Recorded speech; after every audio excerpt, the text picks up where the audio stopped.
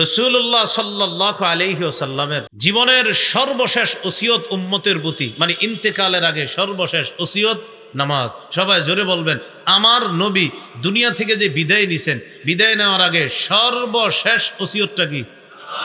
নামাজ। দলিল আবু দাউদ হাদিসের কিতাব 5156 নম্বর হাদিস। হাদিসের বর্ণনাকারী আলী ইবনে আবি তালেব রাদিয়াল্লাহু তাআলা আনহু তিনি বলেন, রাসূলুল্লাহ সাল্লাল্লাহু আলাইহি ওয়াসাল্লামের সর্বশেষ কথা ছিল আসসালাত আসসালাত ইত্তাকুল্লাহা ফিমা মালাকাত আইমানুকুম। এটা এক বর্ণনায়, অন্য বর্ণনায় আসসালাত ওয়ামা মালাকাত আইমানুকুম। আবু দাউদের যে বর্ণনাটি বললাম এখানে আসছে আসসালাত আসসালাত ইত্তাকুল্লাহা ফিমা মালাকাত আইমানুকুম। ইবনে মাজার বর্ণনা আসসালাত ওয়ামা মালাকাত আইমানুকুম। আমার উম্মত নামাজ নামাজ, এই নামাজ নামাজ মানে নামাজের প্রতি যত্নবান হও, নামাজের প্রতি যত্নবান হও। আর তোমাদের অধীনস্থ গোলাম চাকর বাকর যারা, তাদের ব্যাপারে তোমরা আল্লাহকে ভয় করো। এই কথাটা ছিল উম্মতের প্রতি নবীর জীবনের সর্বশেষ ওসিয়ত। প্রিয় মুসলমান ভাইয়েরা, আমি সহ সবাই বলেন তো, আমাদের নবীর জীবনের সর্বশেষ ওসিয়তটা কি? রাসূলুল্লাহ সাল্লাল্লাহু আলাইহি ওয়াসাল্লামের জীবনীর অন্যতম একটি দিক হলো মেয়ারাজে গমন। মেয়ারাজ থেকে যখন রাসূল সাল্লাল্লাহু আলাইহি সাল্লাম দুনিয়ার দিকে রওনা করলেন, মুসা আলাইহিস সালামের সাথে সাক্ষাৎ। বুখারীর 349 নম্বর হাদিসে আছে কথাটা। মুসা আলাইহিস সালাতু ওয়াস সালাম বললেন, আপনার উম্মতকে আল্লাহ কি দিয়েছে?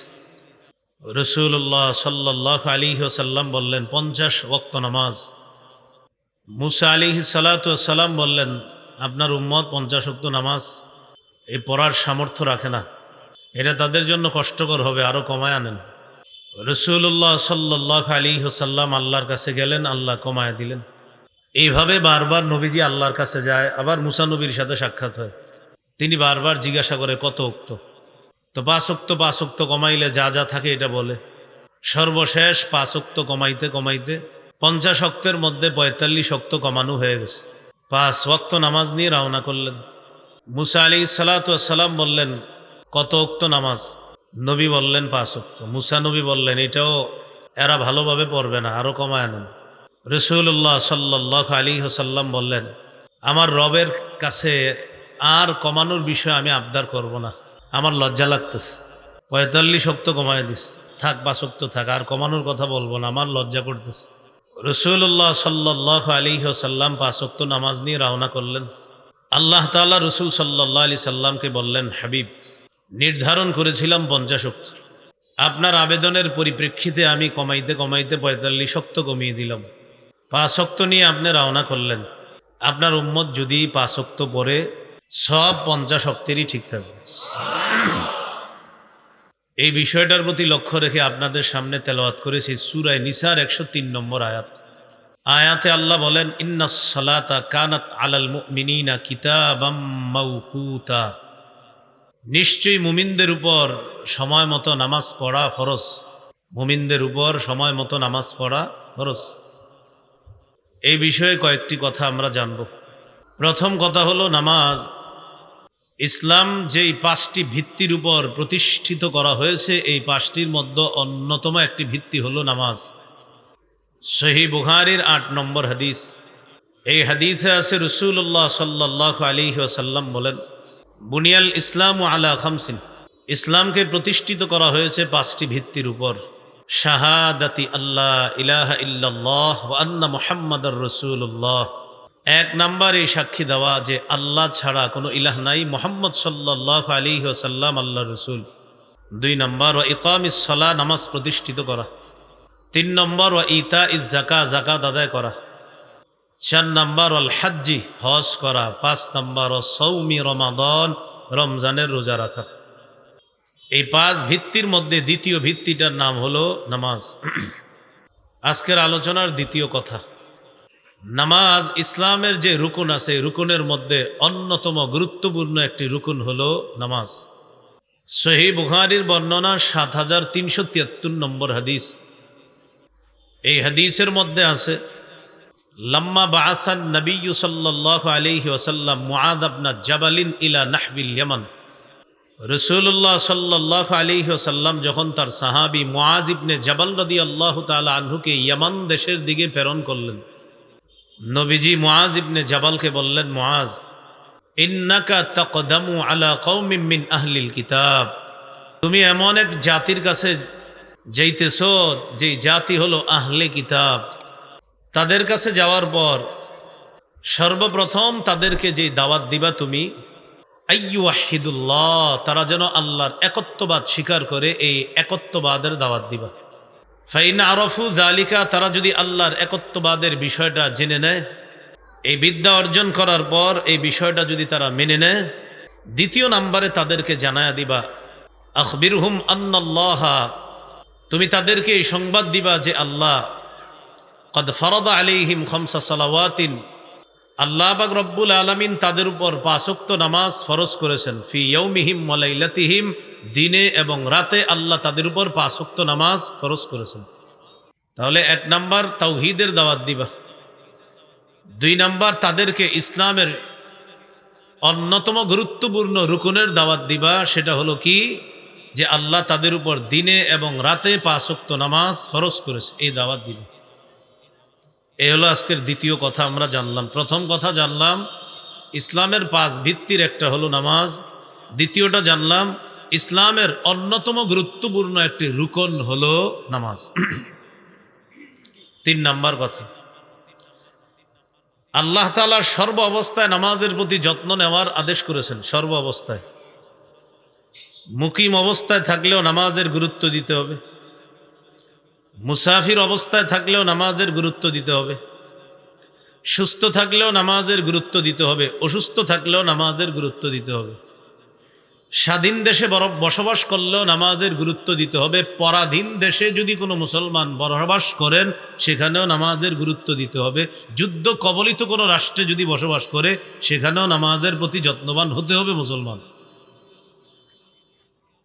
সূরা বাকারা 238 নম্বর আয়াতে আল্লাহ বলেন, হাফিজু আলাস সালাওয়াত, তোমরা নামাজ সমূহের প্রতি যত্নবান হও।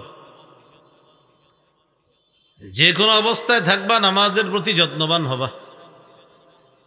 এই বিষয়টি বুঝে আসবে, বুখারীর একটি হাদিস শুনি, সহজে বুঝে আসবে। সহিহ বুখারীর 1117 নম্বর হাদিস।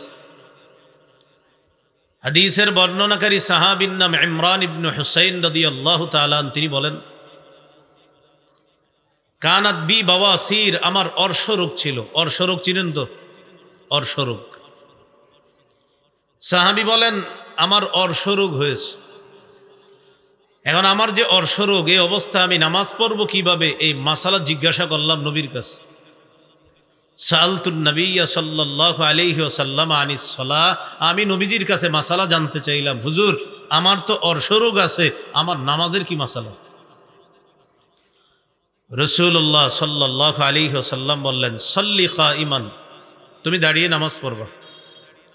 ফাইল্লাম তাস্তাতি, যদি দাঁড়িয়ে পড়তে সক্ষম না হও, ফাকাইদান, বসে নামাজ পড়বা। ফাইল্লাম তাস্তাতি কাইদান, যদি বসে নামাজ পড়তে সক্ষম না হও, ফাআলা জামবিন, তাহলে শুয়ে নামাজ পড়বা। নামাজ ছাড় নাই, দাঁড়িয়ে পারলে পড়বা, না পারলে বসে পড়বা, না পারলে শুয়ে পড়বা। নামাজ কোনো মাফ নাই, যেভাবে পারো নামাজ আদায় করতে হবে। আল্লাহ আমাদের সকলকে ইসলামের এই গুরুত্বপূর্ণ বিধান যে কোনো অবস্থায়, হাজারো ব্যস্ততার মধ্যেও সবচেয়ে গুরুত্ব দিয়ে যেন এই বিধান পালন করতে পারি, আল্লাহ তৌফিক দান করেন। চতুর্থ কথা, নামাজ আমাদের নবী ছাড়াও অন্যান্য নবীর শরীয়তের মধ্যেও এই নামাজের বিধান ছিল। সুবহানাল্লাহ। সূরা আম্বিয়ার 73 নম্বর আয়াত। আয়াতের মাঝামাঝি জায়গায় আল্লাহ বলেন, ওয়া আওহাইনা ইলাইহিম ফি'লাল খায়রাত ওয়া ইকামাস সালাতি ওয়া ইতাআজ যাকাত, আমি তাদের প্রতি এই মর্মে ওহী প্রেরণ করলাম। তাদের প্রতি, তার মানে একজন নবী না একাধিক? তাদের, একজন না একাধিক? তাদের প্রতি এই মর্মে ওহী প্রেরণ করলাম, ফি'লাল খায়রাত, যে তারা ভালো কাজ করবে, ওয়া ইকামাস সালাহ, নামাজ প্রতিষ্ঠিত করবে, ওয়া ইতাআজ যাকাত, এবং যাকাত আদায় করবে। এই আয়াত দ্বারা বোঝা যায় আমাদের নবী ছাড়া অন্যান্য নবীর শরীয়তের মধ্যেও নামাজ ছিল। হ্যাঁ, 5 ওয়াক্ত ছিল না, বাকি নামাজ ছিল, বিভিন্ন পদ্ধতি ছিল। এই হলো চতুর্থ কথা। 5 নাম্বার কথা, নামাজ এটা হলো দ্বীনের খুঁটি। বলেন তো ভাই, দ্বীনের খুঁটি কি? নামাজ। তিরমিজির 2616 নম্বর হাদিস, 2616। এই হাদিসের মধ্যে আসছে, বিশাল বড় হাদিসটা, হাদিসের শেষের দিকে গিয়ে একটা অংশ আসছে। রাসূলুল্লাহ সাল্লাল্লাহু আলাইহি ওয়াসাল্লাম বলেন, রাসুল আমরি আল ইসলাম, দ্বীনের মূল হলো ইসলাম। সবাই বলেন তো, দ্বীনের মূল কি? ইসলাম। এরপরে নবী বলেন, ওয়া আমুদুহুস সালাহ, দ্বীনের খুঁটি হলো নামাজ। ওয়া যিরওয়াতু সানামিহি আল জিহাদ, দ্বীনের সর্বোচ্চ শিখর হলো জিহাদ। সুবহানাল্লাহ। এই হাদিসটা বুঝেন, কয়টা কথা এখানে? 3টা। দ্বীনের মূল বলেন ইসলাম, দ্বীনের খুঁটি সর্বোচ্চ শিখর জিহাদ। আবার দ্বীনের মূল কি? খুঁটি সর্বোচ্চ শিখর। কোন ব্যক্তি মুসলমান হয়েছে, তাহলে দ্বীনের মূল ভিত্তি পাওয়া গেছে তার মধ্যে, কিন্তু এখনো দ্বীন শক্তিশালী হয় নাই। যখন সে নামাজ পড়া শুরু করবে, তাহলে তার দ্বীন শক্তিশালী হয়েছে। সুবহানাল্লাহ। কারণ দ্বীনের খুঁটি কি? নামাজ। দ্বীনের মূল হলো ইসলাম, ইসলাম গ্রহণ করছে, তাহলে দ্বীনের মূলটা পাইছে। হ্যাঁ, দ্বীন শক্তিশালী করার জন্য কি করতে হবে? দ্বীনের খুঁটি ধরতে হবে। দ্বীনের খুঁটি হলো নামাজ। কিন্তু এখনো উচ্চ শিখরে বুঝতে পারে নাই। উচ্চ শিখরে কিভাবে বুঝবে? দ্বীনের একটা বিধান হলো জিহাদ। এই জিহাদ যদি মেনে নেয়, এই জিহাদ হলো দ্বীনের সর্বোচ্চ শিখর, এই সর্বোচ্চ শিখর হলো জিহাদ। তাহলে দ্বীনের মূল ইসলাম, দ্বীনের খুঁটি নামাজ, আর দ্বীনের সর্বোচ্চ শিখর কি? জিহাদ। এই হাদিস থেকে আমরা জানলাম দ্বীনের খুঁটি হলো নামাজ। এ হলো আজকের 5 নাম্বার কথা। আজকের আলোচনার 6 নম্বর কথা, রাসূলুল্লাহ সাল্লাল্লাহু আলাইহি ওয়াসাল্লামের জীবনের সর্বশেষ ওসিয়ত উম্মতের প্রতি, মানে ইন্তেকালের আগে সর্বশেষ ওসিয়ত নামাজ। সবাই জোরে বলবেন, আমার নবী দুনিয়া থেকে যে বিদায় নিছেন, বিদায় নেওয়ার আগে সর্বশেষ ওসিয়তটা কি? নামাজ। দলিল আবু দাউদ হাদিসের কিতাব 5156 নম্বর হাদিস। হাদিসের বর্ণনাকারী আলী ইবনে আবি তালেব রাদিয়াল্লাহু তাআলা তিনি বলেন, রাসূলুল্লাহ সাল্লাল্লাহু আলাইহি ওয়াসাল্লামের সর্বশেষ কথা ছিল আস-সালাত, আস-সালাত ইত্তাকুল্লাহা ফিমা মালাকাত আইমানুকুম। এটা এক বর্ণনায়। অন্য বর্ণনায় আস-সালাত ওয়া মা মালাকাত আইমানুকুম। আবু দাউদের যে বর্ণনাটি বললাম, এখানে আসছে আস-সালাতা, আস-সালাত ইত্তাকুল্লাহা ফিমা মালাকাত আইমানুকুম। ইবনে মাজার বর্ণনা আস-সালাত ওয়া মা মালাকাত আইমানুকুম। আমার উম্মত, নামাজ, নামাজ, এই নামাজ, নামাজ মানে নামাজের প্রতি যত্নবান হও, নামাজের প্রতি যত্নবান হও। আর তোমাদের অধীনস্থ গোলাম চাকর বাকর যারা, তাদের ব্যাপারে তোমরা আল্লাহকে ভয় করো। এই কথাটা ছিল উম্মতের প্রতি নবীর জীবনের সর্বশেষ ওসিয়ত। প্রিয় মুসলমান ভাইয়েরা, আমি সহ সবাই বলেন তো, আমাদের নবীর জীবনের সর্বশেষ ওসিয়তটা কি? এই হলো 6 নম্বর কথা। আজকের আলোচনার 7 নম্বর আলোচনা, নামাজের গুরুত্ব। নামাজের গুরুত্বে আমরা কয়েকটি হাদিস মন দিয়ে শুনব। নাসাই শরীফের হাদিস 3939 নম্বর হাদিস। এই হাদিসের মধ্যে আছে, রাসূলুল্লাহ সাল্লাল্লাহু আলাইহি ওয়াসাল্লাম বলেন, হুব্বিবা ইলাইয়া মিনাদ দুনিয়া আন-নিসা ওয়া তিবু ওয়া জুইলা কুররাতু আইনি ফিস সালাহ।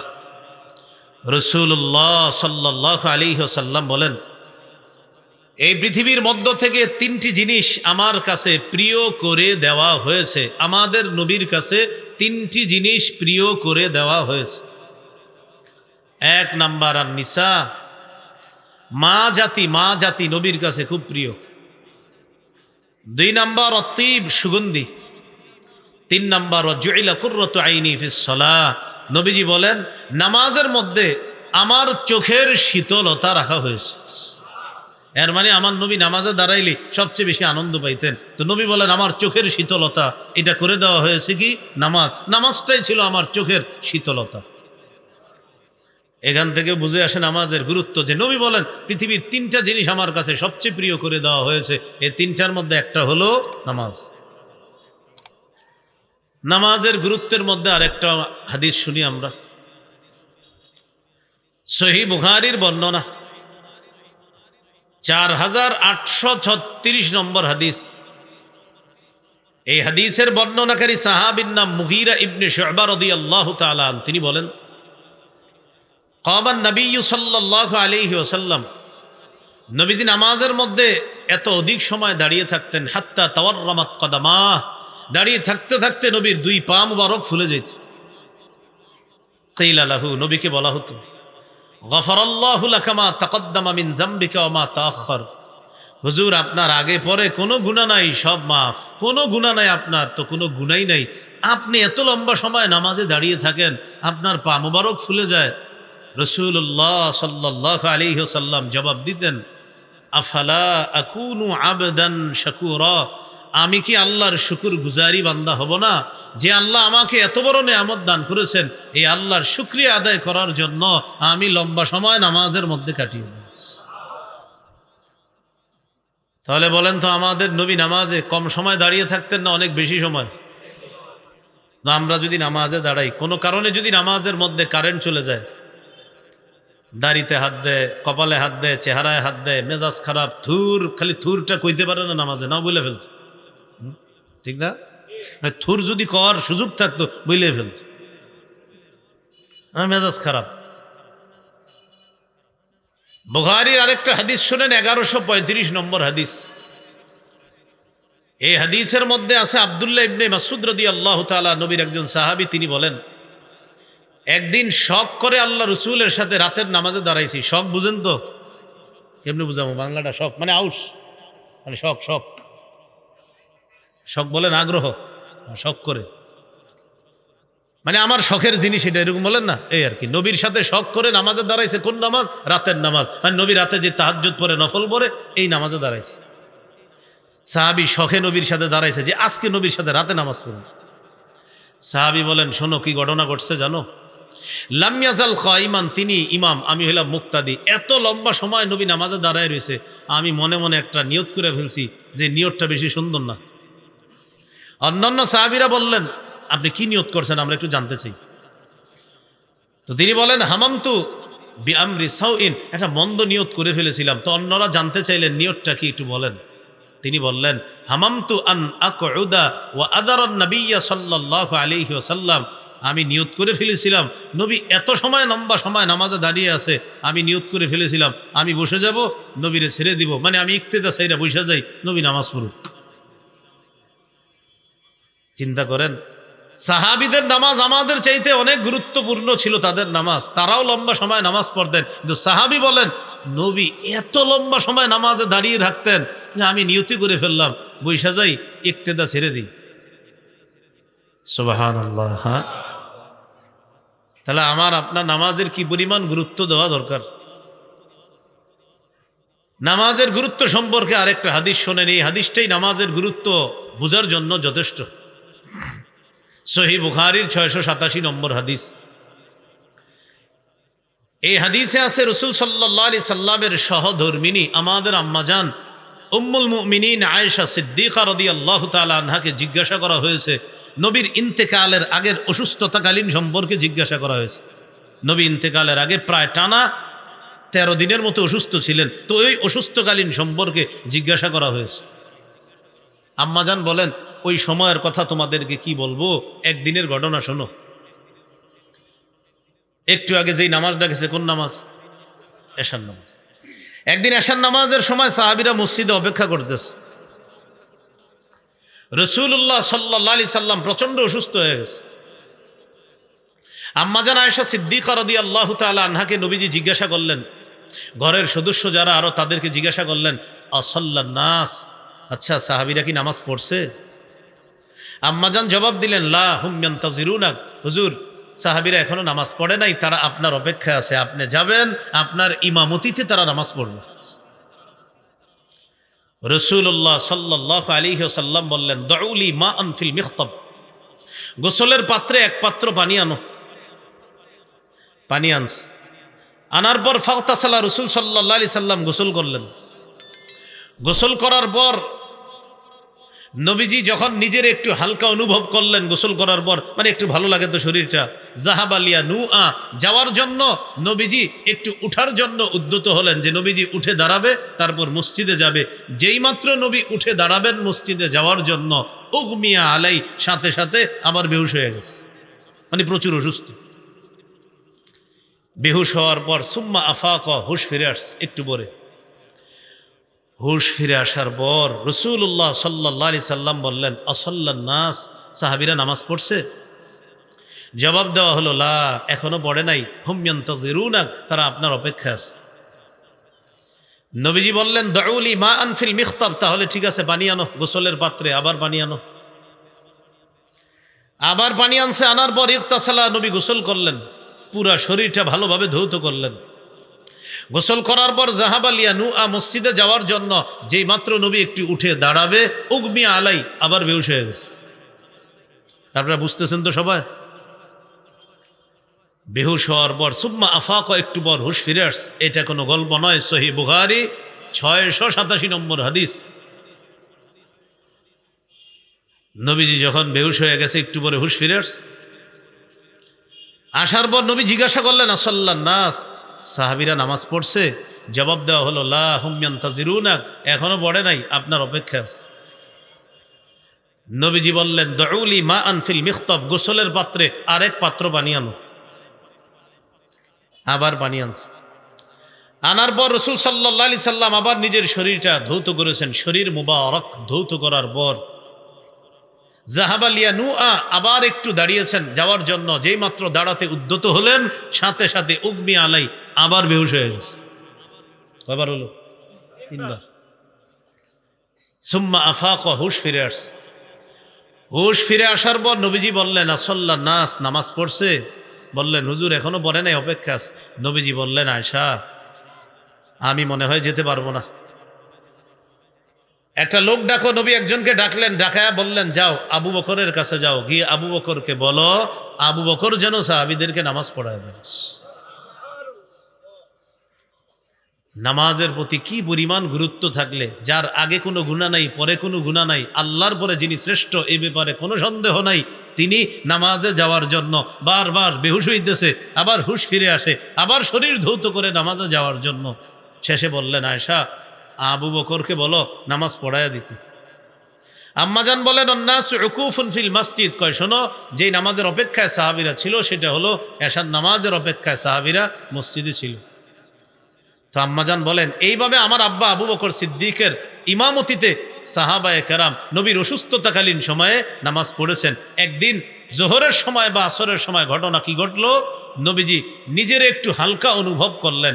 হযরত আব্বাস, হযরত আলী রাদিয়াল্লাহু আনহুমা, তাদের দুইজনের কাঁধে হাত দিয়ে আল্লাহ রসুল হেঁটে হেঁটে মসজিদে গেলেন। আবু বকর সিদ্দিক তখন ইমামতির জায়গায়। আবু বকর সিদ্দিক সরে যেতে চাইলেন, নবী ইশারা করলেন, না, ওখানেই থাকো, সেখানেই থাকো। নবীজি গিয়ে বসলেন। আবু বকর সিদ্দিক নবীরে অনুসরণ করলেন, সাহাবীরা আবু বকর সিদ্দিককে ইক্তেদা করে নামাজ পড়লেন। সুবহানাল্লাহ। আল্লাহ আমাদেরকে নামাজের গুরুত্ব বুঝে 5 ওয়াক্ত নামাজের গুরুত্ব দেওয়ার তৌফিক দান করেন। বলেন তো প্রিয় ভাইয়েরা, হাজারো ব্যস্ততার মাঝে সবচেয়ে গুরুত্ব দিব কি? নবীজির জীবনের সর্বশেষ ওসিয়ত ছিল আমাদের প্রতি কি? আল্লাহ আমাদের সকলকে নামাজের গুরুত্ব দেওয়ার তৌফিক দান করেন। এই গেল আজকের আলোচনার 7 নাম্বার আলোচনা, মনে আসেনি?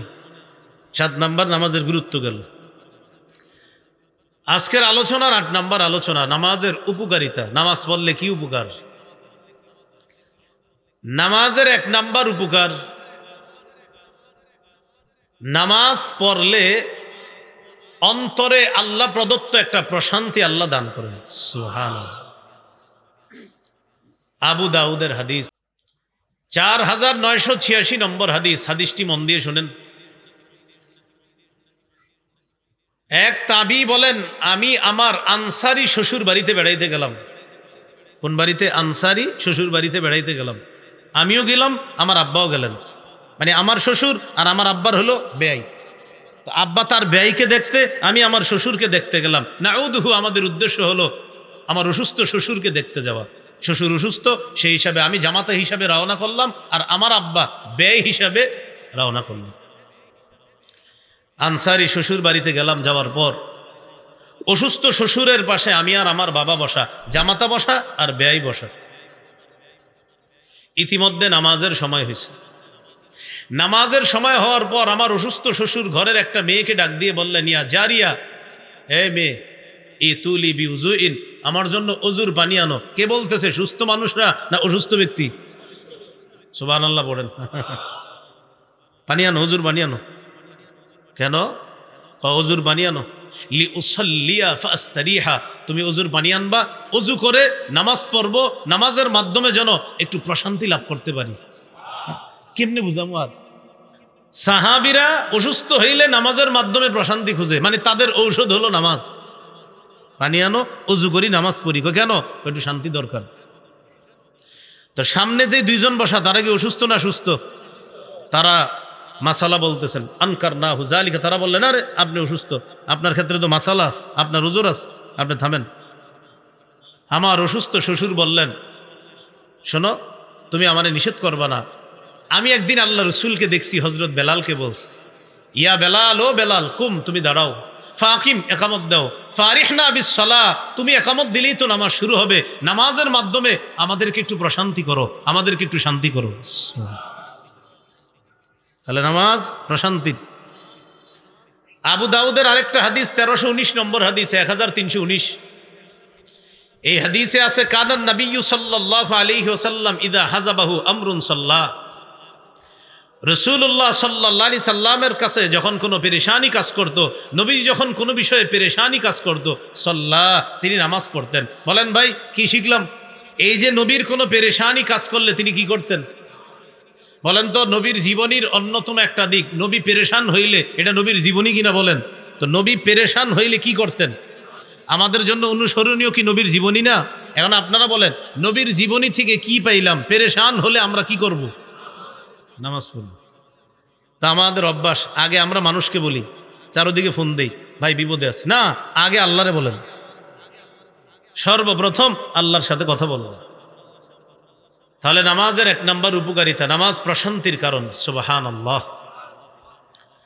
নামাজের 2 নম্বর উপকার, নামাজ আলো, নামাজ নূর, নামাজ আলো।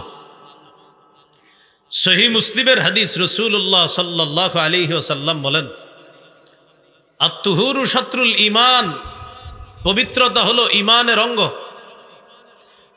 আলহামদুলিল্লাহ, সবাই একবার দিল থেকে বলেন তো আলহামদুলিল্লাহ। নবীজি বলেন, আলহামদুলিল্লাহি তামলাউল মিজান, ইখলাসের সাথে আলহামদুলিল্লাহ একবার পড়লে তামলাউল মিজান, ওজনের পাল্লাকে পরিপূর্ণ করে দেয়। এবার 2টা বাক্য মন দিয়ে পড়েন, বলেন সুবহানাল্লাহ ওয়ালহামদুলিল্লাহ। রাসূলুল্লাহ সাল্লাল্লাহু আলাইহি সাল্লাম বলেন, ইখলাসের সাথে সুবহানাল্লাহ এবং আলহামদুলিল্লাহ যদি কেউ পড়ে, তামলাআনে আও তামলাউমা বাইনাস সামাওয়াতি ওয়াল আরদ, আসমান এবং জমিনের মাঝে যে ফাঁকা জায়গাটা আছে, এই ফাঁকা জায়গাটাকে পূরণ করে দেয়। এবার নবীজি বলেন, আস-সালাতু নূরুন, নামাজ হলো নূর, নামাজ হলো আলো। সবাই বলেন নামাজ, আবার নামাজ নূর, নামাজ আলো, নামাজ নূর। দুনিয়াতে যে যত বেশি নামাজ পড়বে, দুনিয়াতে যে যত বেশি নামাজ পড়বে, কিয়ামতের ময়দানে তার চারপাশে তত বেশি নূর হবে, তত বেশি আলো হবে। 27 নম্বর পারা, 18 নম্বর পৃষ্ঠা, সূরা হাদীদের 12 নম্বর আয়াতে আল্লাহ বলেন, ইয়াউমা তারাল মুমিনিনা ওয়াল মুমিনাতি ইয়াসআ নূরুহুম বাইনা আইদিহিম ওয়া বিআইমানিহিম। সূরা হাদীদের 12 নম্বর আয়াত, 27, 12, 18 নম্বর পৃষ্ঠা আল্লাহ বলেন, নবী সেদিন আপনি দেখবেন ইমানদার নারী পুরুষদেরকে দেখবেন, ইয়াসআ নূরুহুম বাইনা আইদিহিম ওয়া বিআইমানিহিম, তাদের সামনে পিছনে ডানে বামে নূর আর নূর। কিয়ামতের ময়দানে ঈমানদার চারপাশে নূরের বেষ্টনী থাকবে, সেই নূরের বেষ্টনীতে সে চলবে হাঁটবে। এখন কিয়ামতের ময়দানে আমাদের নূর চারদিকে বারুক, এটা কারা কারা চাই? তাহলে নূর বারে দুনিয়াতে কি আমল করলে? নামাজ। এই তো মাশাআল্লাহ, বলেন কি বললে? নামাজ। নবীজি বলেন সালাতু নূরুন, নামাজ হলো আলো। তো নামাজ এমন আলো, যত বেশি নামাজ পড়বো নূর তত বেশি হবে। কিয়ামতের ময়দানে আমাদের চতুর্দিকে নূরের বেষ্টনী তত বেশি হবে। আর একটা হাদিস শুনেন, রাসূলুল্লাহ সাল্লাল্লাহু আলাইহি ওয়াসাল্লাম বলেন মান হাফাযা আলাইহা, কেউ যদি দৈনিক 5 ওয়াক্ত নামাজ যত্ন সহকারে পড়ে, 5 ওয়াক্ত নামাজ কেউ যদি যত্ন সহকারে পড়ে, সঠিকভাবে যত্ন সহকারে 5 ওয়াক্ত নামাজ পড়তে হবে। কেউ যদি যত্ন সহকারে 5 ওয়াক্ত নামাজ নিয়মিত পড়ে, কানাত লাহু নূরান ওয়া বুরহানান ওয়া নাজাতান ইয়াউমাল কিয়ামা, কিয়ামতের ময়দানে এই নামাজ নামাজির জন্য আলো হবে, নামাজির পক্ষে দলিল হবে, নামাজির পক্ষে কিয়ামতের ময়দানে জাহান্নাম থেকে মুক্তির কারণ হবে। কেউ যদি দুনিয়াতে 5 ওয়াক্ত নামাজ যত্ন সহকারে পড়ে, 1 নাম্বার কিয়ামতের ময়দানে এই নামাজ তার জন্য আলো হবে, 2 নাম্বার তার পক্ষে দলিল হবে, 3 নাম্বার তার জন্য জাহান্নাম থেকে মুক্তির নিরাপত্তা হবে নামাজ। ওয়ামান লাম ইউহাফিজ আলাইহা, কেউ যদি যত্ন সহকারে নামাজ না পড়ে, লাম ইয়াকুন লাহু নূরুন ওয়ালা বুরহানুন ওয়ালা নাজাতুন, তার কোনো আলো হবে না, তার কোনো দলিলও হবে না, তার কোনো মুক্তির নিরাপত্তা হবে না কিয়ামতের ময়দানে। ওয়াকানা ইয়াউমাল কিয়ামাতি মা কারুন ওয়া হামান ওয়া উবাই ইবনে খাল, বরং সে কিয়ামতের ময়দানে হামানের সাথে থাকবে, কারুনের সাথে থাকবে, উবাই ইবনে খালফের সাথে থাকবে, যারা দুনিয়াতে নামাজের প্রতি গুরুত্ব না দিবে। নবী বলেন কিয়ামতের ময়দানে তাদের হাসর হবে হামান, কারুন, উবাই ইবনে খাল, এই জাতীয় কাফেরদের সাথে। আল্লাহ আমাদের সকলকে নামাজের মাধ্যমে আলোকিত হওয়ার তৌফিক দান করেন। এ হলো 2 নাম্বার উপকার। নামাজের 3 নাম্বার উপকার, যারা নামাজ পড়বে কিয়ামতের ময়দানে আল্লাহর হকের ক্ষেত্রে সর্বপ্রথম হিসাব হবে নামাজের হিসাব। রাসূলুল্লাহ সাল্লাল্লাহু আলাইহি ওয়াসাল্লাম বলেন আউয়ালু মা ইউহাসাবু বিহিল আবদু ইয়াউমাল কিয়ামাতিস সালাহ। আরেক বর্ণনায় ইন্না আউয়ালা মা ইউহাসাবু বিহিল আবদু ইয়াউমাল কিয়ামাতি সালাতুহু, এক হাদিসে আস-সালাত আর এক হাদিসে সালাতুহু। কিয়ামতের ময়দানে আল্লাহর হকের ক্ষেত্রে বান্দাকে সর্বপ্রথম বান্দার কাছে হিসাব নেওয়া হবে নামাজের হিসাব। ফাইন সালাহাত, যদি নামাজ বিশুদ্ধ হয়, নামাজের হিসাবটা যদি সঠিক হয়, সালাহা লাহু সাইরু আমালি, তার অন্যান্য আমলের হিসাবগুলোও সঠিক হবে ইনশাআল্লাহ। আশা করা যায় নামাজের হিসাব যদি সঠিক হয় অন্যগুলোও সঠিক হবে। ওয়াইন ফাসাদাত, আর যদি এটা বরবাদ হয়, নামাজ যদি বরবাদ হয়, এই হিসাবে যদি আপনি ফেল করেন, অন্যান্য আমলের ক্ষেত্রে আপনি ফেল হওয়ার সম্ভাবনাই বেশি, বলি নাউজুবিল্লাহ। তাহলে 3 নাম্বার উপকার, কিয়ামতের ময়দানে নামাজের হিসাব যদি সঠিক হয় অন্যান্য হিসাবগুলা সহজ হবে। উপকার নাম্বার 4, যারা নিয়মিত গুরুত্ব সহকারে 5 ওয়াক্ত নামাজ পড়বে, আল্লাহ পাক রব্বুল আলামিন তাদেরকে জান্নাতে ঢুকাবে। রাসূলুল্লাহ সাল্লাল্লাহু আলাইহি সাল্লাম বলেন, আবু দাউদের হাদিস, 5 ওয়াক্ত নামাজ বান্দার উপর আল্লাহ ফরজ করছেন। এবার হাদিসের অনুবাদটা দেখেন আমি কিভাবে করি। যারা এই 5 ওয়াক্ত নামাজ পড়বে, নামাজের প্রতি কোনো তুচ্ছ তাচ্ছিল্য না করে, বলেন তো বাংলাটা কি বললাম, কোনো তুচ্ছ তাচ্ছিল্য না করে, অবহেলা বশত না, তুচ্ছ তাচ্ছিল্য করেও না, বরং মোহাব্বতের সাথে যারা 5 ওয়াক্ত নামাজ পড়বে।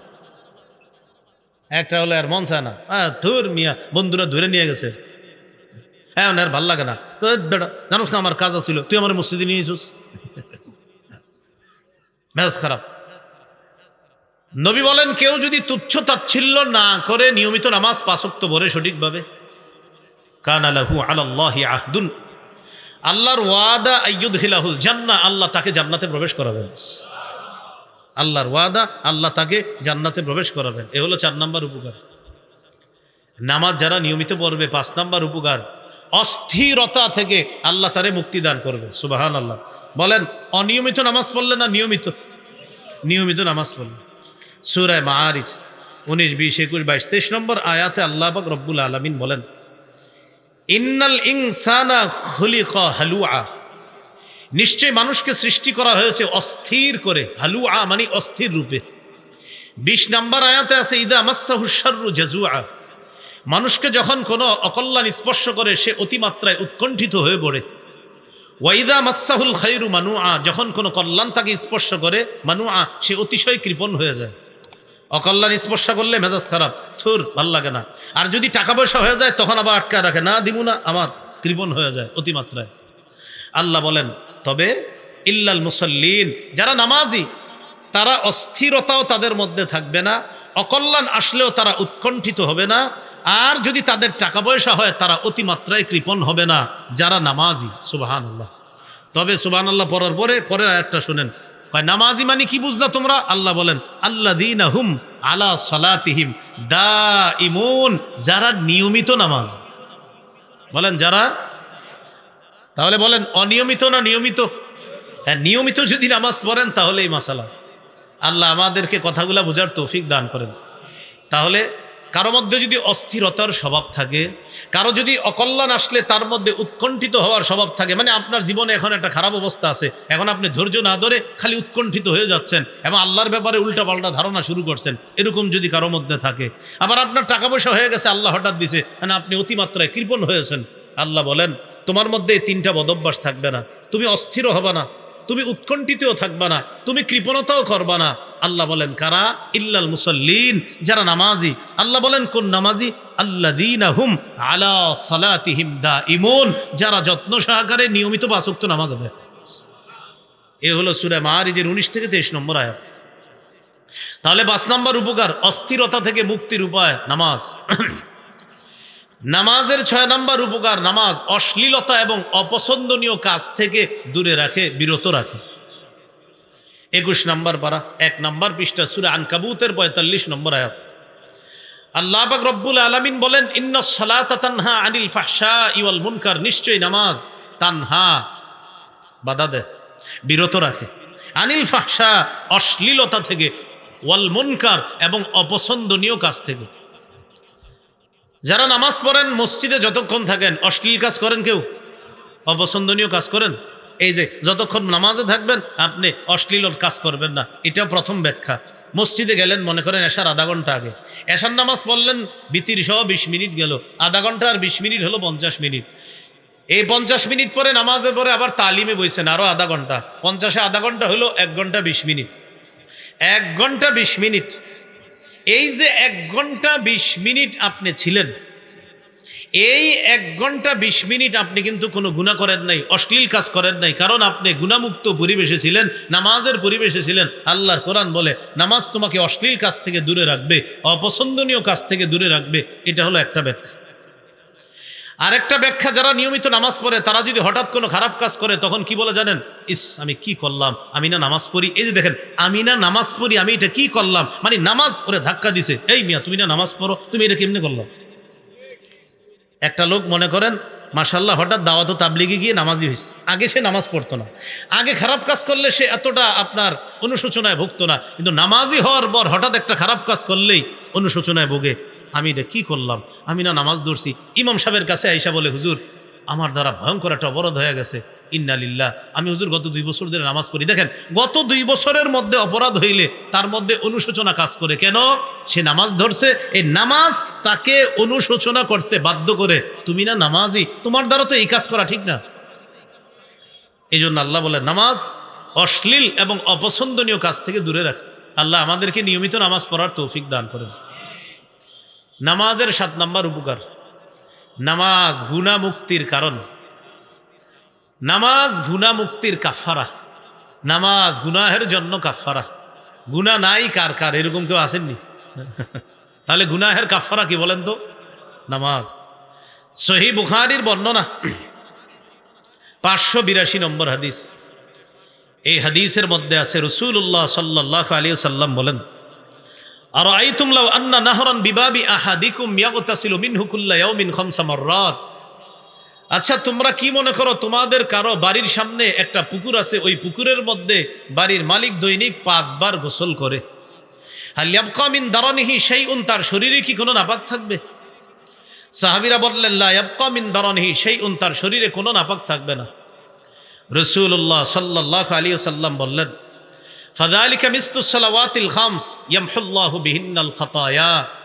নবীজি বলেন, কোন ব্যক্তি দৈনিক পুকুরে 5 বার গোসল করলে যেমন তার শরীরে কোনো ময়লা অবশিষ্ট থাকে না, কেউ যদি দৈনিক 5 ওয়াক্ত সালাত আদায় করে, আল্লাহ পাক রব্বুল আলামিন ওই ময়লা যেমন পানির দ্বারা ধুয়ে মুছে সাফ হয়ে যায়, তার গুনাহগুলা 5 ওয়াক্ত নামাজের দ্বারা আল্লাহ ধুয়ে মুছে সাফ করে দেয়।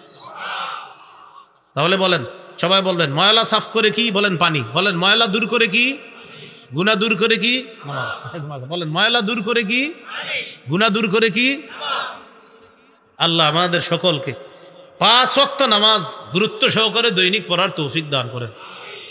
আর একটা হাদিস শোনেন, সহিহ মুসলিমের বর্ণনা, 233 নম্বর হাদিস, আন্তর্জাতিক নাম্বার, মানে আমাদের মাদ্রাসার পাঠ্যপুস্তক অনুসারে 233 নম্বর হাদিস, মাদ্রাসার পাঠ্যপুস্তক অনুসারে মোট হাদিস হবে 3033টা হাদিস। এই অনুযায়ী মুসলিমের 233 নম্বর হাদিস। এই হাদিসের মধ্যে আছে রাসূলুল্লাহ সাল্লাল্লাহু আলাইহি ওয়াসাল্লাম বলেন, as-salawatul khams, 5 ওয়াক্ত নামাজ, ওয়াল জুমআতু ইলাল জুমআহ কাফফারাতুন লিমা বাইনাহুন্না। 1 ওয়াক্ত নামাজ আর আরেক ওয়াক্ত, মানে 5 ওয়াক্ত নামাজ 1 ওয়াক্ত আরেক ওয়াক্ত, এর পরের ওয়াক্ত, এইভাবে 2 ওয়াক্ত নামাজের মাঝে যে গুনাহগুলা হয়ে যায়, এক জুমা আরেক জুমার মাঝে যে গুনাহগুলা হয়ে যায়, এক নামাজ আরেক নামাজের মাঝে গুনাহের জন্য কাফফারা হয় পরবর্তী নামাজ, এক জুমা থেকে আরেক জুমা, মানে 1 সপ্তাহের মাঝে যে আমাদের কিছু ভুল ত্রুটি হয়ে গেছে জানতে অজান্তে, এই ভুল ত্রুটিগুলার কাফফারা হয় আগামী জুমা। তাহলে কতগুলো অপশন, নামাজের কারণেও ভুলের কাফফারা হয়, আবার জুমার কারণেও ভুলের কাফফারা হয়। আল্লাহ আমাদের সকলকে নিয়মিত নামাজ পড়ার তৌফিক দান করেন। সহিহ মুসলিমের বর্ণনা, 228 নম্বর হাদিস। এই হাদিসের মধ্যে আছে রাসূল সাল্লাল্লাহু আলাইহি ওয়াসাল্লাম বলেন, মা মিন মুসলিমিন তাহদুরুহু সালাতুল মাকতুবা, কোন মুসলমানের কাছে যদি ফরজ নামাজ উপস্থিত হয়, এর মানে কোন মুসলমানের কাছে ফরজ নামাজের সময় হয়ে গেছে, ফায়ুহসিনুত তুহুরা, তিনি পবিত্রতা অর্জন করেছে সুন্দরভাবে, ওয়া ইউহসিনু খুশুআহা ওয়া রুকুআহা, সুন্দরভাবে ওযু করছে, সুন্দরভাবে খুশুর সাথে নামাজ পড়ছে, সুন্দরভাবে রুকু সিজদা করছে। নবীজি বলেন, ইল্লা কানাত কাফফারাতান লিযুনুব, অথবা লিমা বাইনাহুন্না মা লাম তুতাল কাবাইর, যতক্ষণ এই বান্দা কবিরা গুনাহ না করবে, কবিরা গুনাহ ছাড়া যে অন্যান্য গুনাহগুলা আছে, এই গুনাহগুলা ওই 5 ওয়াক্ত নামাজ সুন্দরভাবে ওযু, সুন্দরভাবে রুকু, সুন্দরভাবে সিজদা করার কারণে এই 5 ওয়াক্ত নামাজ তার গুনাহের জন্য কাফফারা হয়ে যাচ্ছে। তাহলে 7 নম্বর উপকার, গুনাহ মুক্তির কারণ নামাজ। নামাজের উপকারিতা নাম্বার 8, নামাজের কারণে আল্লাহ মর্যাদা বাড়ায় দেয়। সুবহানাল্লাহ। রাসূলুল্লাহ সাল্লাল্লাহু আলাইহি ওয়াসাল্লাম বলেন, আলাইকা বিকাসরাতিস সুজুদ, তুমি বেশি বেশি সিজদা করো, ফাইন্নাকা লা তাসজুদু সাজদাতান লিল্লাহ ইল্লা রাফাকাল্লাহু বিহা দারাজা। রাসূলুল্লাহ সাল্লাল্লাহু আলাইহি সাল্লাম বলেন, উম্মত, তুমি যতবার আল্লাহকে খুশি করার জন্য সাজদা দাও, ততবার আল্লাহ তোমার মর্যাদা বাড়ায়। আজকের এশার নামাজ কয় রাকাত গেছে? ফরজ 4 রাকাতে, সিজদা কয়টা? 8টা। পরে বলছেন সুন্নত 2 রাকাত, 2 রাকাত সুন্নতে সিজদা কয়টা? 4টা। 8 আর 4 কত হলো? 12টা। বিতির পড়ছেন 3 রাকাত, 3 রাকাতে সিজদা কয়টা? 12 আর 6 কত? নিঃসন্দেহে আজকে যারা 9 রাকাত পড়ছেন মোট এশার নামাজ, 4 আর 2 6 আর 3 9, এই 9 রাকাত নামাজ যারা অন্তত আজকে পড়ছেন, আল্লাহ তাদের 18টা নতুন করে মর্যাদা বাড়াইছে। আমার নবী সব সত্য কথা বলে, আমার নবীর কথা সত্য, কোনো সন্দেহ নেই। নবী বলছেন, এই মুখ থেকে যা বের হয় সব সত্য কথা। সুবহান। তাহলে নামাজের কারণে মর্যাদা বাড়ে। কয় নাম্বার উপকারিতা গেল? 8। উপকারিতা নাম্বার 9,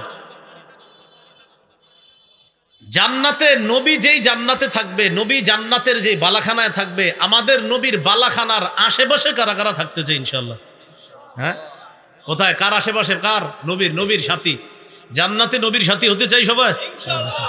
আমাদের মাদানী ভাই এসে বলছে জান্নাতে যদি নবীর সাথী হতে চাই, সহিহ মুসলিমের বর্ণনা 489 নম্বর হাদিস। রাসূলুল্লাহ সাল্লাল্লাহু আলাইহি ওয়াসাল্লামের এক সাহাবী নবীজির খেদমত করছে, রাতের বেলা নবীজির সাথে রাত কাটাইছে। কেন? নবী রাতে ইবাদত করবে, তো তিনিও এরকম নবীর সাথে রাতে ইবাদতটা দেখবে, ইবাদত করবে এই নিয়তে। রাতের বেলা তাহাজ্জুদের সময় নবীর অজুর পানি আইনা দিছে কে? সাহাবী নবীজিকে পানি দিলেন, অজু করাইলেন, নবীজি অজু করলেন। নবীজি অজু করার পর সাহাবীকে বললেন, সাল, তুমি আমার কাছে চাও, যেই পুরস্কারটা চাইবা সেটাই দিবে। সাহাবী বললেন, ইন্নী আসআলুকা মুরাফাকাতাকা ফিল জান্নাহ, হুজুর আমি জান্নাতে আপনার সাথী হতে চাই। রাসূলুল্লাহ সাল্লাল্লাহু আলাইহি সাল্লাম বললেন, আ গায়রা যালিকা, এছাড়া অন্য কিছু চাও না? তিনি বললেন, না, অন্য কিছু চাই না, আমি এটাই চাই। রাসূলুল্লাহ সাল্লাল্লাহু আলাইহি সাল্লাম বললেন, যদি জান্নাতে আমার কাছাকাছি থাকতে চাও, আইন্নি আলা নাফসিকা বিকাসরাতিস সুজুদ, তাহলে বেশি বেশি সেজদা করবা। এর মানে বেশি বেশি নামাজ পড়বা, রুকু করবা, সেজদা করবা। দুনিয়াতে তুমি যত বেশি নামাজ পড়বা, জান্নাতে আমার তত কাছাকাছি থাকতে পারবে। প্রিয় ভাইয়েরা, হাদিস থেকে কি শিখলাম? আমার নবীর সান্নিধ্য থাকার শ্রেষ্ঠ আমল কি? নামাজ। কিন্তু আমাদের সমাজে দুঃখজনকভাবে এমন কিছু মানুষ পাওয়া যায় যে মানুষগুলা বলে, ভাই নামাজ না পড়লেও অন্তরে নবীর প্রেম আছে। নামাজ না পড়লে অন্তরে, হাদিসে কি শিখলাম? নামাজ পড়লে নবী প্রেম, না নামাজ ছাড়লে? পড়লে। তাহলে যেই ব্যক্তি বললেন নামাজ না পড়লেও নবী প্রেম আছে, তার কথা সত্য না মিথ্যা? আমার নবী শিখাইলেন, না, যত বেশি নামাজ পড়বা তত বেশি আমার সান্নিধ্য লাভ করতে পারবা। আল্লাহ কোরআনে বলছে, উসজুদ ওয়াকতারিব, সেজদা দাও, কাছাকাছি আসো। আল্লাহ বলেন নামাজ আমি আল্লাহর কাছাকাছি হওয়ার উপায়, নবী বলেন নামাজ আমি নবীরও কাছাকাছি থাকার উপায়। তাহলে সবাই উত্তর দিতে হবে, ওলামা হযরত ছাড়া অন্যরা শুধু বলেন তো আল্লাহর কাছাকাছি হওয়ার শ্রেষ্ঠ আমল কি? আর নবীর জান্নাতের পাশাপাশি থাকতে চান, নবীর সান্নিধ্য লাভের শ্রেষ্ঠ আমল কি? তাহলে আল্লাহ পাওয়ার শ্রেষ্ঠ আমলও নামাজ, নবী পাওয়ার শ্রেষ্ঠ আমলও। এ হলো নামাজের 9 নম্বর উপকার। নামাজের উপকারিতা নাম্বার 10। যেই ব্যক্তি নামাজে হেঁটে আসে, যত দূর থেকে হেঁটে আসবে তত বেশি তার সওয়াব।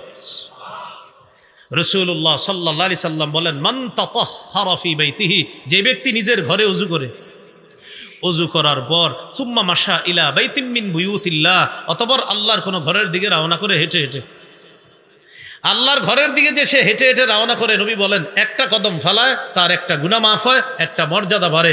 যত কদম ফালায়, ঘর থেকে বের হওয়ার সাথে সাথেই কদম পড়ছে, তার গুনাহ ঝরা শুরু হয়ে গেছে, আর মর্যাদা বাড়ে। তাহলে দূর থেকে হেঁটে মসজিদে আসলে সব। অন্য হাদিসে নবী বলেন, আযমুন নাসি আজরান আবআদুহুম মামশা, যে যত দূর থেকে হেঁটে আসবে তার তত বেশি সওয়াব। এক সাহাবী সবচেয়ে দূর থেকে হাইটা মসজিদে আসতেন।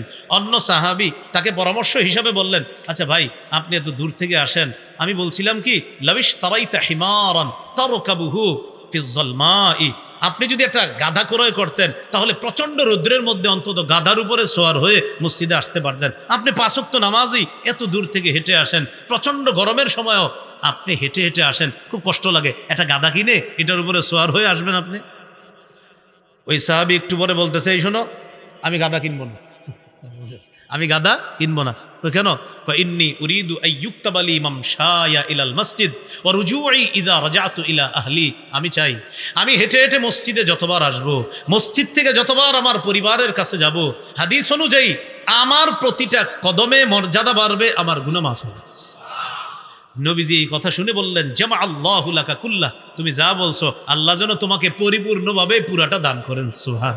অর্থাৎ মসজিদে আসারও সওয়াব যেন পাও, মসজিদ থেকে বাড়িতে যে যাবা সেটার সওয়াবও যেন তুমি পাও। মনে থাকবেন ইনশাল্লাহ। এই 10টা উপকারিতা বললাম। এই হলো আজকের আমাদের ওই মূল আলোচনার 8 নম্বর আলোচনা। আজকের আলোচনার 9 নম্বর আলোচনা একটু সংক্ষেপে। সে আলোচনাটা হলো জামাতে নামাজ। বলেন তো সবাই কি বলছি? পুরুষ যারা আছি আমরা ওজোর ছাড়া জামাত ছাড়বো না। বুখারীর বর্ণনা, রাসূল সাল্লাল্লাহু আলাইহি সাল্লাম বলেন, জামাতে নামাজ পড়া একাকী নামাজ পড়ার চাইতে 27 দারাজা, 27 গুণ বেশি সওয়াব। বলেন কয় গুণ বেশি সওয়াব? 27 গুণ বেশি সওয়াব জামাতে নামাজ পড়া। জামাতে নামাজ পড়বো তো ইনশাআল্লাহ। এক ব্যক্তি নবীর কাছে আইসা বলে, হুজুর আমার দ্বারা একটা বড় ভুল হয়ে গেছে। ভুলটা কি? তো বলছে এই ভুল। নবীজি কিচ্ছু বললেন না, ইতিমধ্যে জামাতের সময় হয়ে গেছে। নামাজ পড়লেন, নবীজি ইমামতি করলেন, নামাজ শেষ হলো। ওই ব্যক্তি দাঁড়িয়ে বলতেছে, হুজুর আমার বিচারটা করবেন না, আমি যে বড় অপরাধ করছি আপনি আমার উপরে বিচার প্রয়োগ করেন। আকিমহু আলাইয়া হাদ্দান, হুজুর আমার উপরে আপনি বিচার প্রয়োগ করেন, দুনিয়াতেই শাস্তি দিয়ে দেন, আখিরাতে যেন শাস্তি না পাই।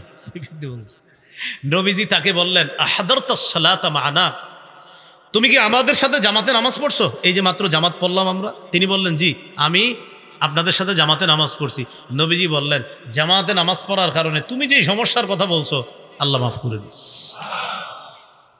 তাহলে শুধু নামাজ না জামাতে নামাজ, সময় ছাড়া না সময় মতো। এই হলো আজকের 9 নম্বর আলোচনা, আজকের সর্বশেষ 10 নম্বর আলোচনা। আমরা নামাজ প্রতিদিন শুরু করব জোহর দিয়ে। কি দিয়ে? সবাই জোরে বলেন, আরো জোরে। ফজর দিয়ে আমরা নামাজ শুরু করব, বলেন ইনশাআল্লাহ। হাদিসে আছে রাসূল সাল্লাল্লাহু আলাইহি সাল্লাম বলেন, বাশশিরিল মাশাঈনা ফিজ যুলাম ইলাল মাসাজিদ বিন নূরি তামি ইয়াউমাল কিয়ামা, যারা অন্ধকারে হেঁটে মসজিদে যায় তাদেরকে কিয়ামতের ময়দানে পরিপূর্ণ নূরের সুসংবাদ জানায় দাও। এই হলো আজকের প্রথম অংশের আলোচনা, বাস 10টা আলোচনা গেল। সর্বশেষ, নামাজ না পড়লে কি ক্ষতি? সূরা মুদ্দাসসিরের 42-43 নম্বর আয়াতে আছে। জাহান্নামীদের ব্যাপারে জান্নাতীরা আলোচনা করবে, এরপরে করতে করতে এক পর্যায়ে বলবে, মা সালাকাকুম ফি সাকর, আচ্ছা তোমরা জাহান্নামে যে আসো, কোন জিনিস তোমাদেরকে জাহান্নামে ঢুকাইলো, দাখিল করাইলো, প্রবেশ করাইলো? তারা জবাব দিবে, লাম নাকু মিনাল মুসাল্লিন, আমরা নামাজ পড়তাম না। এই হলো 1 নম্বর অপরাধ, এই জন্য আমরা এই জাহান্নামের মধ্যে আছি। সূরা মারিয়ামের 59 নম্বর আয়াতে আছে, ফাখালাফা মিন বাদিহিম খালফুন আদাউস সালাতা ফাসাউফা ইয়ালকাউন ওয়াত্তাবাউশ শাহাওয়াত ফাসাউফা ইয়ালকাউনা গায়্যা, তাদের অনুগামী হলো একদল, যেই দলের স্বভাব ছিল এমন, আদাউস সালাহ, তারা নামাজ নষ্ট করত, ওয়াত্তাবাউশ শাহাওয়াত, তারা কুপ্রবৃত্তির অনুসরণ করলো, ফাসাউফা ইয়ালকাউনা গায়্যা, তারা গয়ের সাক্ষাৎ করবে। বলেন গাই, বলেন তো সবাই গাই। এই গয়ের অর্থ পথভ্রষ্টতা। তো আল্লাহ বলেন তারা ইয়ালকাউনা সাক্ষাৎ করবে অচিরে, গাইয়া পথভ্রষ্টতার সাক্ষাৎ করবে। মানে কি হলো? পথভ্রষ্টতার সাক্ষাতের ব্যাখ্যা হলো পথভ্রষ্টতার যে পরিণাম, সেই পরিণতির সাথে তারা সাক্ষাৎ করবে। মুফাসসিরিনে কেরাম বলেন, গয় অর্থ যদিও পথভ্রষ্টতা, জাহান্নামের একটা এলাকা আছে, ওই এলাকাটার নামও গয় নামক এলাকা।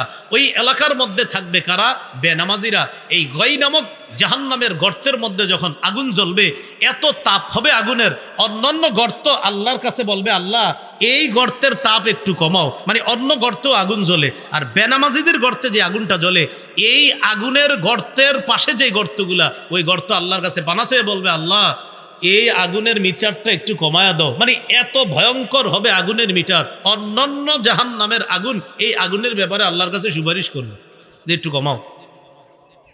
কোন গর্তে? যারা কারা থাকবে ওই গর্তে? বেনামাজিরা। বলেন কারা থাকবে সেই গর্তে?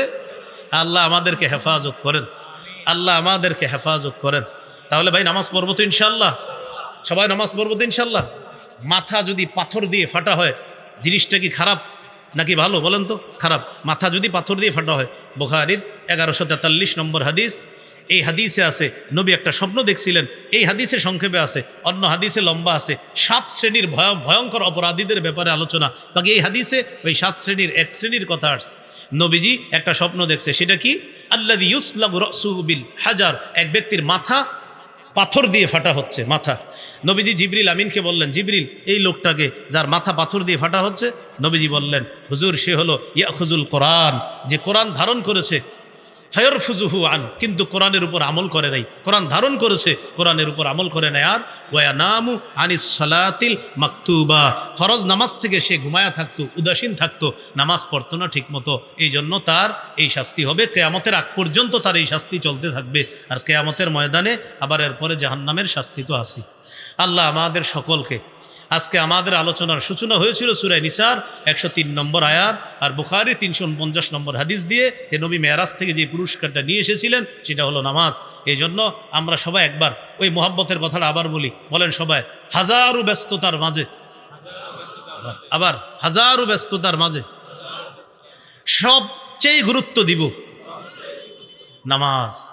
তাহলে সফরে থাকি, মুকিম অবস্থায় থাকি, মুসাফির থাকি, সুস্থ থাকি, অসুস্থ থাকি, নিরাপদ থাকি, অনিরাপদ থাকি, জেলখানায় থাকি, বাহিরে থাকি, স্বাধীন দেশে থাকি, পরাধীন দেশে থাকি, যুদ্ধ কবলিত এলাকায় থাকি, হাজারো ব্যস্ততার মাঝে একটি কাজ সবচেয়ে গুরুত্ব দিয়ে করতে হবে। বলেন সেটা কি? সকলকে আবার যেন জান্নাতে দেখা করায় দেয়, এই প্রত্যাশায় আজকে এই পর্যন্ত আমরা উঠাউঠি করব না। এক আলোচনা শেষ হলে আরেক আলোচক শুরু করার আগে মাঝখানে একটু উঠাউঠির মতো একটা খারাপ পরিবেশ মাহফিলে সৃষ্টি হয়, এরকম যেন পরিবেশ সৃষ্টি না হয়। আজকের জন্য মুসাফাহা করা জরুরি না, প্রয়োজন নাই। আপনারা যারা এখানে আছেন সবার সাথে মনে করেন দোয়া হয়ে গেছে, মুসাফা এটা ঠিক আছে, এটা সুন্দর বিধান, কিন্তু মাহফিলের বিধান এটা এখন এটাই, মুসাফা না করে পরের আলোচক যিনি তাকে স্বাগত জানিয়ে তার আলোচনা শোনা। তাহলে আমরা মুসাফার জন্য কেউ উঠবো না আশেপাশ থেকে, ঠিক আছে তো সবাই? ইনশাল্লাহ আমরা ধীরস্থিরভাবে বসে থাকবো ইনশাল্লাহ। আমাদের হযরত মাওলানা কারি মুফতি আব্দুর রহিম আল মাদানী হাফিজাহুল্লাহ আলোচনা করবে, তার আলোচনা আমরা শুনবো, আমল করব। আসসালামু আলাইকুম ওয়া রাহমাতুল্লাহি ওয়া বারাকাতুহু।